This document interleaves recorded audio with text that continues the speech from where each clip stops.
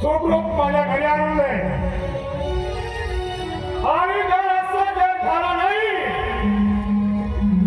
तर त्याचे चांगले तोडून तुमच्या हातात लक्षात ठेवा.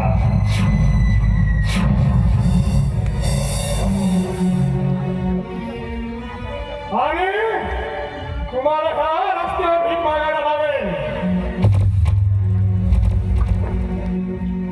या पंचक्रोशीत ह्या आमदाराची खूप मोठी प्रतिष्ठा आहे आणि त्याला कलंक लावण्याचा प्रयत्न केला ना तर त्याच्या सगळ्या कुटुंबाला बरबाद केल्याशिवाय राहणार नाही.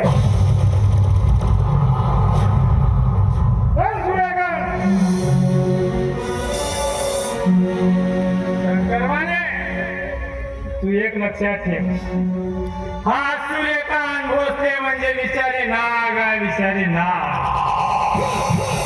आणि हा विचारी नागाच्या शेपटीवर जरी पाय ठेवण्याचा प्रयत्न केला ना तर हा तुझ्या संपूर्ण कुटुंबाचा सर्वनाश केल्याशिवाय शांत बसणार नाही.